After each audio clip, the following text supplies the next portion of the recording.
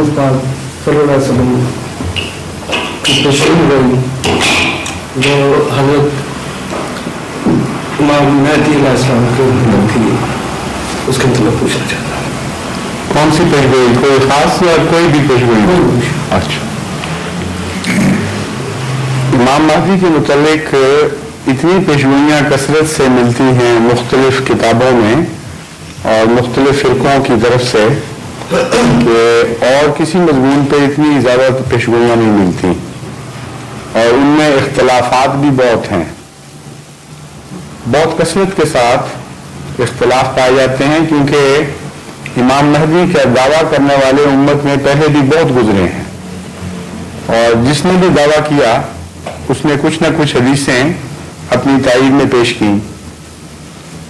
और जो आखिरी अभी एक गुजरा है इमाम महदी का दावेदार 14वीं सदी के आखिर पर मक्के से अपने साथियों के साथ उठा, उसके मुताबिक आपने सुना होगा कि वो हथियारबंद साथियों को लेकर ज़ाहिर हुआ और हजरत अस्वद को बोसा दिया और फिर ऐलान किया खाना काबा में जाकर के मैं महदी हूँ, और उसके बाद लोगों ने उसको फौज में फौजकशी करके उसको ख़त्म कर दिया।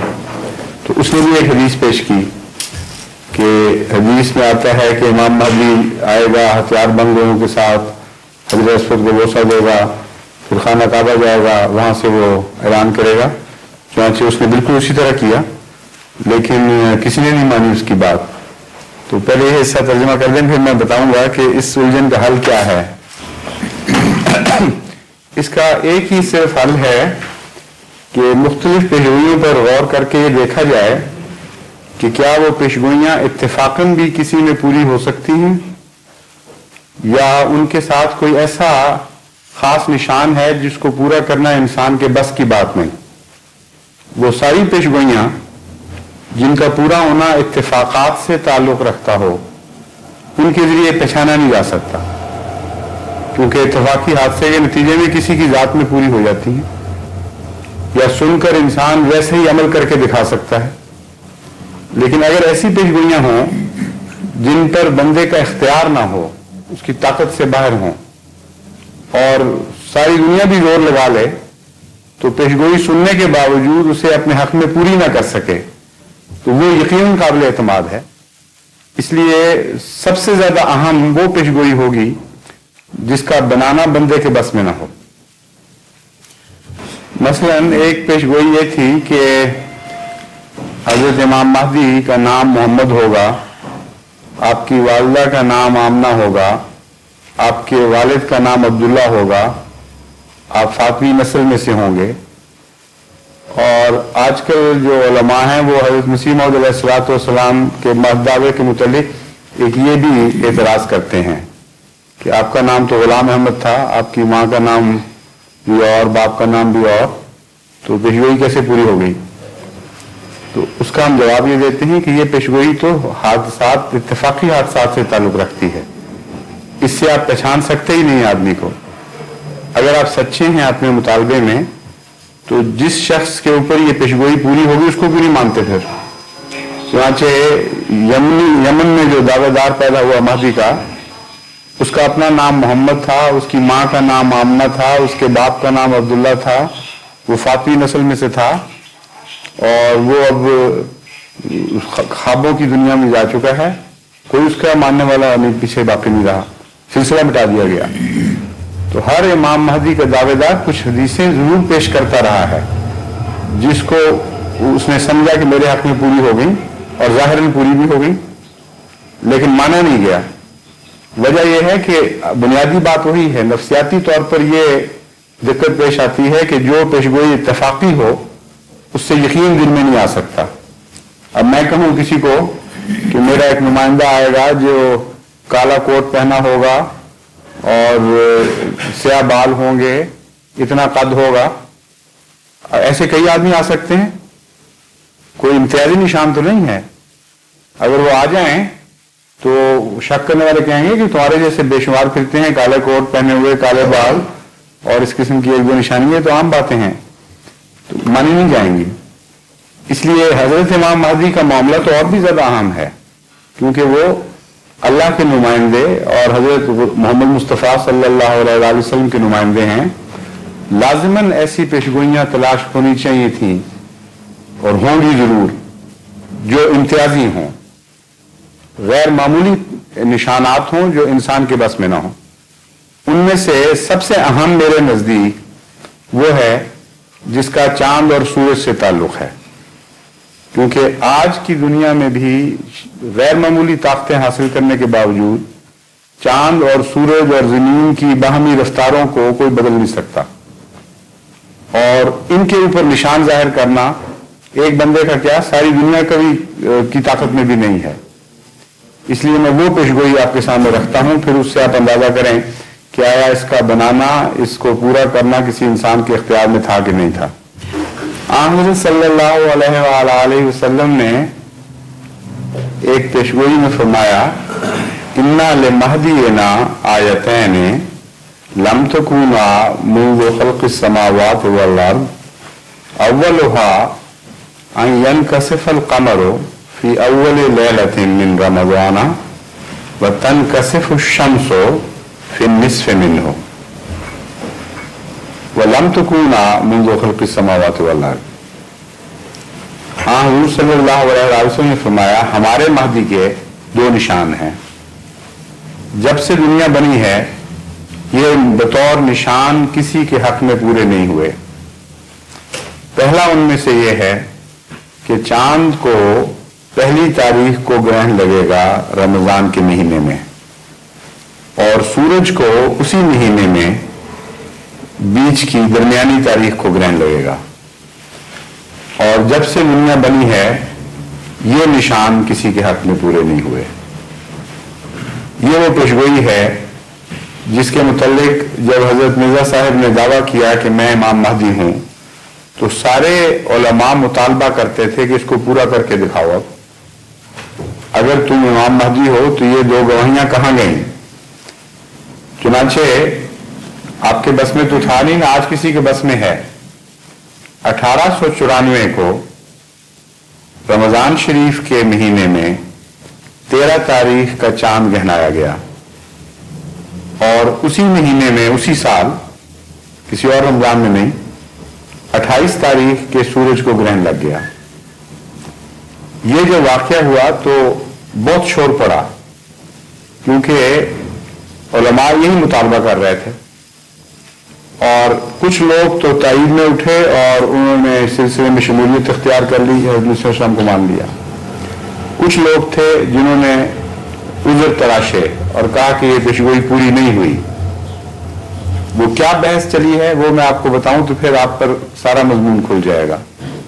एतराज करने वालों ने ये एतराज किया कि पेशगोई में तो पहली रात के चांद के ग्रहण लगने का जिक्र है, और दरमियानी तारीख के सूरज का, 28 तारीख के सूरज का, दरमियानी का, यानी उसमें था कि फिर निस्फ नहीं हो, 28 का नहीं बल्कि नहीं निस्फ।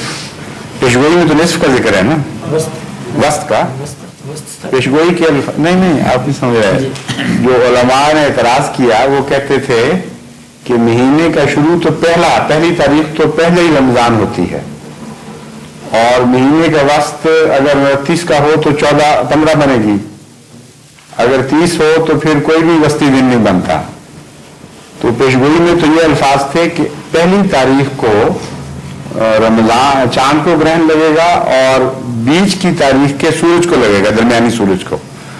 तो आप जो खुद अपने मुंह से कहते हैं कि 13 चांद को गहनाया, 13 की का चांद गहनाया गया और 28 का सूरज, तो ये पेशगोई पूरी नहीं हुई।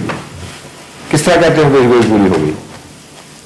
इसका जवाब जो हजरत मिर्जा साहब ने दिया, जो जमात अहमदिया हमेशा पेश करती है, वो ये है कि खुदा ताला ने चांद और सूरज के ग्रहण की तारीखें मुकर्रर की हुई हैं, और नामुमकिन है कि उन तारीखों में कोई फर्क पड़ जाए, क्योंकि अगर उन तारीखों में 1 घंटे का भी फर्क पड़े तो जमीन तहे बाला हो जाए। उन तारीखों में फर्क पड़ ही नहीं सकता जब तक कि सूरज और चांद की और जमीन की आपस की रफ्तारों में फर्क न पड़े।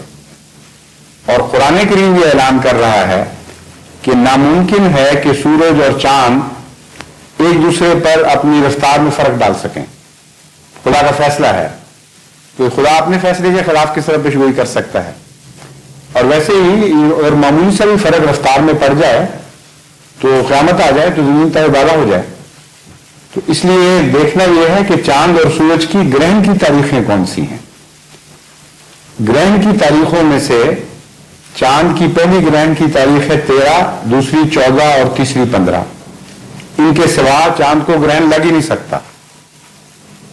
ساری دنیا کے صاحب علم جانتے ہیں یہ. اور سورج کی بھی 3 تاریخیں ہیں گرہن کی، 27، 28 اور 29. تو گرہن کی تاریخوں میں سے پہلی رات مراد تھی، نہ کہ مہینے کی پہلی رات. اور گرہن کے دنوں میں سے درمیانی دن مراد تھا، نہ کہ مہینے کا درمیانی دن. اور اس کے مطابق پیشگوئی پوری ہو گئی. یہ ہے جماعت احمدیہ کا دعویٰ. اس بحث کا حل کیا ہو؟ سب سے آسان حل یہ ہے کہ حضور اکرم صلی اللہ علیہ وسلم کے اپنے الفاظ پر ایک دفعہ پھر غور کریں، وہاں سے کیا نتیجہ نکلتا ہے. اگر حضور کے ذہن میں چاند کی پہلی رات تھی تو کیا الفاظ سے ثابت ہوتا ہے؟ اور اگر آپ کے ذہن میں کوئی اور رات تھی پہلی تو پھر اس کا بھی الفاظ سے پتہ لگنا چاہیے. آپ کے الفاظ یہ ہیں کہ ينكسف القمر فی اول لیلۃ، قمر کو پہلی رات کو گرہن لگے گا. اور ساری دنیا جانتی ہے کہ ہر عرب پہلی 3 راتوں کے چاند کو ہلال کہا کرتا ہے، قمر نہیں کہتا. آپ نے رؤیت ہلال کمیٹیاں تو سنی ہوں گی لیکن کبھی رؤیت قمر کمیٹی نہیں سنی ہوگی. آج بھی کسی عرب کے سامنے آپ کہیں کہ قمر نکلا ہے تو وہ کہے گا پاگل ہو گئے تم، کیا بات کر رہے ہو. کوئی فصیح و بلیغ عرب کبھی سوچ بھی نہیں سکتا کہ پہلی رات کے چاند کو قمر کہہ کے انگلی اٹھائے. ہلال کہتے ہیں سارے. اور پہلی 3 راتوں کے چاند کو، صرف پہلی رات کے چاند کو نہیں. اس لیے پہلی 3 کا اگر چاند حضور صلی اللہ علیہ وسلم کے ذہن میں ہوتا تو آپ فرماتے ہلال کو پہلی رات کو گرہن لگے گا. اگر قمر فرما رہے ہیں، یہ رؤیت ہلال والوں سے آپ پوچھیں کبھی کہ آپ رؤیت قمر کمیٹی کے ممبر ہیں تو آپ سے ناراض ہو جائیں گے کہ جاہل آدمی تمہیں ذرا بھی نہیں آتی. تو حضرت صلی اللہ علیہ وسلم جو افصح العرب تھے ان کی طرف یہ بات کرتے ہوئے، منسوب کرتے ہوئے نہیں شرماتے کہ نعوذ باللہ آپ کو فرق نہیں پتا تھا کہ قمر کس حصے کو کہتے ہیں اور ہلال کس حصے کو کہتے ہیں. اس لیے حضور اکرم صلی اللہ علیہ وسلم کے اپنے فیصلے کے بعد کوئی گنجائش باقی نہیں رہتی. دوسری بات کامن سینس کی ہے. کسی میں ذرا سی بھی کامن سینس ہو تو وہ اندازہ کر سکتا ہے کہ پہلی رات کا چاند تو خود بیچارہ جیسا نکلا ویسا نہ نکلا، انگلیاں اٹھ رہی ہوتی ہیں اس کی طرف تو چاند غائب بھی ہو جاتا ہے. کئی دفعہ بچے دکھاتے رہتے ہیں تو دوسرے کو پتہ بھی نہیں لگتا کہاں گیا. وہ اگر چاند پیشگوئی کے طور پر ظاہر، نشان کے طور پر ظاہر ہونا تھا تو پھر تو یہ جھگڑا چل پڑتا کہ امام مہدی کہتے گرہن لگ گیا ہے اور مولوی کہتے نکلے ہی نہیں. اور اس کو اگر گرہن لگ جائے بیچارے کو تو پھر رہے گا کیا باقی. ایک چاند پتلا نظر مشکل سے آتا ہے، اوپر سے لگ گیا گرہن تو اس کا تو کچھ بھی باقی نہیں رہ سکتا. یہی ہوگا کہ نکلا نہیں تو پیشگوئی کہاں جائے گی پھر وہی جھگڑا. اس لیے یہ فضول قصے ہیں. حدیث کے الفاظ پر سنجیدگی سے غور کریں تو حضور اکرم کا واضح منشا نظر آ جاتا ہے. اور عقل سے بات کریں تب بھی چاند پہلی رات کا ہو ہی نہیں سکتا. اور سائنس سے بات کریں اور قرآن کی اس اعلان کے کو مد نظر رکھیں کہ زمین اور آسمان کی سورج کی آپس کی، زمین اور سورج کی آپس کی رفتاریں اور چاند کی اور سورج اور زمین کی آپس کی رفتاریں یہ بدل نہیں سکتی، ناممکن ہے. تو ان باتوں پر غور کے بعد صرف یہی نتیجہ نکلتا ہے کہ چاند کی گرہن راتوں میں سے پہلی مراد تھی، سورج کے گرہن کے دنوں میں سے درمیانی دن مراد تھا اور وہ نکلا ہے. وہ گرہن اسی طرح پورا ہو گیا. ایک اعتراض علماء یہ کرتے ہیں کہ یہ واقعہ تو کئی دفعہ ہوا ہے. چاند اور سورج کو پہلی اور درمیانی تاریخوں میں رمضان شریف میں ایک دفعہ تو گرہن نہیں لگا، کئی دفعہ لگا ہے. تو اس لیے ہم یہ قابل اعتبار نہیں بات. اس کا جواب یہ ہے کہ اس کی جو شرطیں ہیں چاروں وہ کبھی نہیں پوری ہوئی پہلے. رمضان شریف کے مہینے میں چاند کو پہلی رات کو گرہن لگے, سورج کو درمیانی دن کو گرہن لگے, اور ایک مہدی کا دعوے دار ہو, کیونکہ آپ نے یہ فرمایا ہے کہ مہدی کے نشان کے طور پر, کسی کے نشان کے طور پر یہ نہیں ہوا. تو یہ شرطیں کبھی پوری نہیں ہوئی. کتنے مہدی امت میں آئے ہیں, ان کے متعلق آپ تاریخی جائزہ لے کے دیکھ لیں, میں نے لیا ہے باقاعدہ. جتنے مہدی کے دعوے دار ہوئے ان کے متعلق ان کی تاریخیں مقرر کر کے کب دعویٰ کیا, کب وفات ہوئی. اور پھر انڈیا کی جو سب سے مشہور آبزرویٹری ہے اور جو ماہرین ہیں ان سے انڈیپینڈنٹ رائے منگوائی. وہ اب ریویو میں چھپنے کے لیے بھیجی تھی میں نے, پتہ نہیں چھپی ہے کہ نہیں, اب دیکھیں ریویو ریلیزز میں وہ تحقیق بہت دلچسپ ہے. بہت محنت کر کے انہوں نے جائزہ لیا تو پتہ چلا کہ آج تک جتنے بھی امام مہدی کے دعوے دار پیدا ہوئے ہیں کسی جگہ بھی, ان کے زمانے میں یہ نشان نہیں ہوا, سوائے حضرت مرزا صاحب. آپ نے دعویٰ کیا تو دعوے کے بعد, بلکہ دعوے کے 3-4 سال کے بعد پھر یہ نشان ظاہر ہوا. ابھی انسان کے بس کی بات تو نہیں ہے. نشان ظاہر ہو کر دعویٰ کرنا اور بات ہے, لیکن دعویٰ پہلے ہو پھر نشان ظاہر ہو, یہ ہے اصل نشان. تو یہ تو صرف ایک ہی دفعہ ہوا ہے. Where is this prophecy exactly to be found? یہ تو کتابوں میں موجود ہے. Reference is here. You can give you the reference. ہاں نہیں, وہ ریفرنس بتایا. The name of the book of traditions is Darqutni, but this is a very popular tradition. یہ ان کو بتا دیں, میں آپ اردو میں بتا دیتا ہوں, پھر آپ باقی بات نہیں سمجھتے. Some people don't understand English, so and they don't understand German either.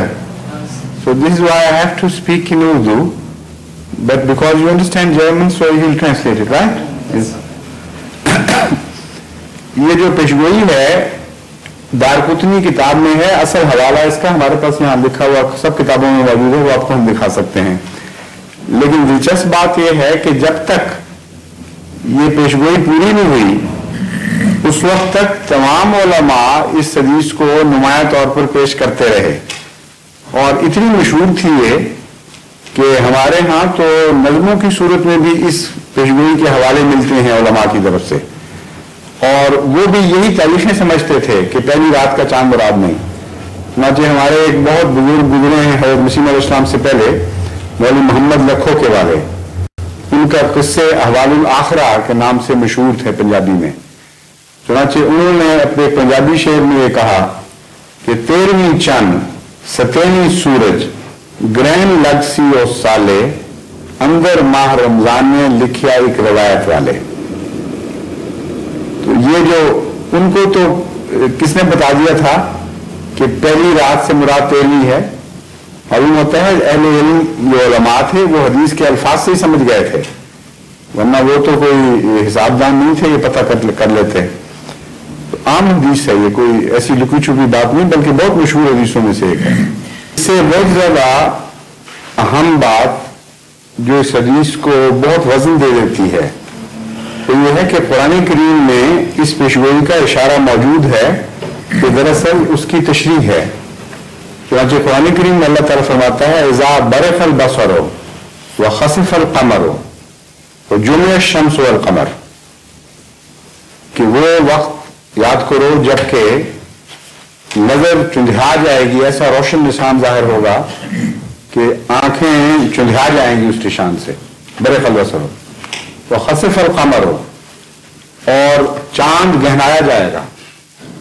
وجمع الشمس والقمر, اور چاند ہی نہیں بلکہ سورج اور چاند اس میں معاملے میں اکٹھے کیے جائیں گے, یعنی ایک ہی مہینے میں ایک ہی جگہ.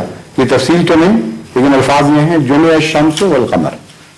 اس کی تشریح میں یہ حدیث ہے. اور صرف یہی نہیں بلکہ اس سے پہلے چلے جائیں تو بائبل میں بھی اس پیشگوئی کا ذکر ملتا ہے. نیو ٹیسٹمنٹ میں حضرت مسیح نے اپنی دوبارہ آمد کے نشان کے طور پر یہ نشان پیش کیا کہ جب چاند تاریک ہو جائے گا اور سورج روشنی دینا چھوڑ دے گا اس وقت میں ظاہر ہوں گا, اور لوگ دور دور سے صحیح فطرت لوگ آئیں گے یہ نشان دیکھ کر، اور جو عقل کے کورے ہیں بدقسمت لوگ وہ اپنی چھاتی پیٹیں گے کہ وائے افسوس یہ کیا واقعہ ہو گیا، اور وہ تسلیم نہیں کریں گے۔ تو یہ نشان کوئی اتفاقی بات نہیں ہے کہ صرف اہل حدیث ہی مانیں اور باقی انکار کر دیں، یہ تو قرآن میں جڑیں رکھتا ہے اپنی، اس سے بھی پہلے حضرت مسیح کی پیشگوئیوں میں بھی اس کا ذکر موجود ہے۔